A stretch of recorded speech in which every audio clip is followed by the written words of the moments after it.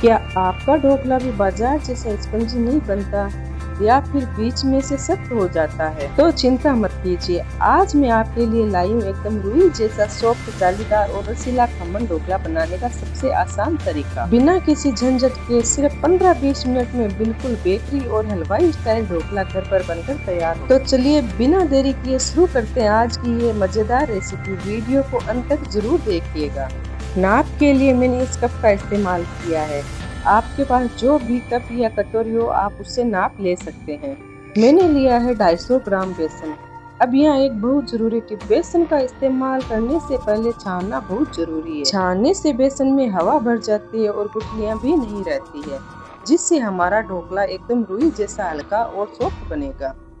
अब इसमें नमक और चुटकी भर हल्दी डालेंगे। ध्यान रखिएगा हल्दी बहुत थोड़ी सी डालनी है ताकि ढोकले का रंग सुंदर पीला आए। ज्यादा डालने से ढोकले लाल पड़ जाते हैं। परफेक्ट ढोकला बनाने के लिए नाप का सही होना बहुत जरूरी है।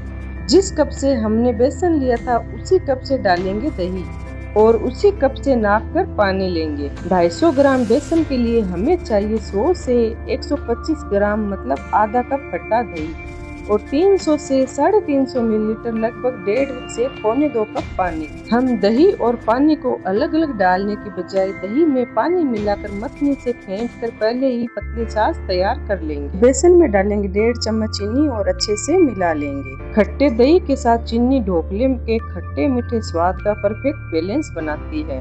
छाछ का इस्तेमाल करने से बेसन में कभी गुठलियां नहीं पड़ती और बैटर बहुत ही स्मूथ बनता है। अब इस छाछ को छाने हुए बेसन में थोड़ा थोड़ा करके डालेंगे और एक ही दिशा में मिलाते जाएंगे। अगर मार्केट से खरीदने जाओ तो ढोकला बहुत महंगा पड़ता है, लेकिन आज हम घर पर सिर्फ 250 ग्राम बेसन से पूरे 1 किलो ढोकले बनाकर तैयार करेंगे। एक साथ पूरी छाछ नहीं डालनी है, थोड़ा थोड़ा करके मिलाने से बेसन में कोई गुठली नहीं बनेगी और एकदम परफेक्ट फ्लोइंग कंसिस्टेंसी का बैटर बनकर तैयार हो जाएगा। बैटर की कंसिस्टेंसी बिल्कुल ऐसी रिबन जैसे बहती हुई फ्लोइंग होनी चाहिए, न बहुत ज्यादा गाढ़ी और न ही एकदम पतली।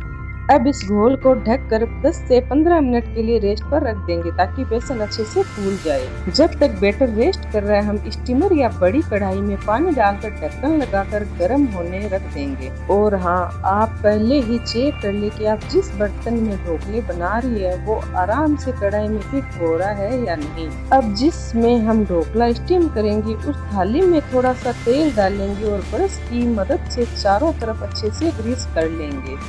तेल लगाने से ढोकला स्टीम होने के बाद बहुत ही आसानी से निकल आएगा और थाली में बिल्कुल भी नहीं चिपकेगा।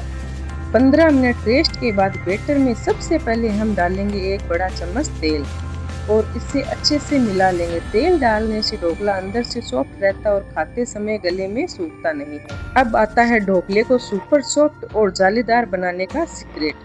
हम इसमें डाल रहे हैं 1 पैकेट इनो और आधा छोटा चम्मच मीठा सोडा मतलब बेकिंग सोडा। अब इनो को एक्टिवेट करने के लिए इसके ऊपर डालेंगे 1 छोटा चम्मच पानी। पानी डालते ही देखिए इनो कैसे रिएक्ट करने लगा। अगर आपके पास मीठा सोडा ना हो या आप ओनली इनो का ही इस्तेमाल करना चाहते हैं तो 2 पैकेट इनो भी डाल सकते हैं। अगर आपका दही कम खट्टा हो तो आप थोड़ा नींबू का रस भी डाल सकते हैं, लेकिन क्योंकि मेरा दही काफी खट्टा था इसीलिए मैंने सिर्फ पानी का इस्तेमाल किया है। अब इसे हल्के हाथों से एक ही दिशा 1 डायरेक्शन में मिक्स करेंगे। ध्यान रखें ओवर मिक्स बिल्कुल नहीं करना है वरना ढोकले का स्पंज खत्म हो जाएगा। देखिए बैटर कितना फुला फुला और हल्का हो गया है। ध्यान रखिए ढोकले का बैटर तैयार होने से पहले स्टीमर में पानी उबलना बहुत जरूरी है। इनो मिलाने के बाद बिना देर किए बैटर को तुरंत ग्रीस की हुई थाली में ट्रांसफर कर लेंगे। थाली को हल्का सा टेप करें ताकि बैटर बराबर फैल जाए। अब कढ़ाई में हमने पहले से ही पानी गर्म होने रखा था और बीच में स्टीम स्टैंड रखा है। थाली को सावधानी से कढ़ाई के अंदर स्टैंड पर सेट करेंगे। अब इसे ढक्कन से ढककर हाई से मीडियम फ्लेम पर 15 से 20 मिनट के लिए स्टीम होने देंगे। बीच में ढक्कन बिल्कुल नहीं खोलना है। जब तक हमारा ढोकला 20 मिनट के लिए स्टीम हो रहा है तब तक हम इसके तड़के और गार्निश की तैयारी कर लेते हैं। अब ये सबसे जरूरी बात, इसे बार बार बीच में खोलकर चेक बिल्कुल नहीं करना। अगर आप बार बार ढक्कन खोलेंगे तो भाप निकल जाएगी और ढोकला ठीक से फूलेगा नहीं। इसे पूरे 20 मिनट के लिए मीडियम से हाई फ्लेम पर आराम से स्टीम होने दें। यहाँ मैंने लिए हरी मिर्च, जिन्हें बीच से चीरा लगाकर लंबाई में काट लिया। और ढोकले को बिल्कुल बेकरी जैसा सुंदर और अट्रैक्टिव लुक देने के लिए मेरे पास ये ताजी लाल मिर्च थी। इसे मैंने छोटे छोटे गोल टुकड़ों में काट लिया। हरी और लाल मिर्च का कॉम्बिनेशन ढोकले पर दिखने में बहुत ही लाजवाब लगता है।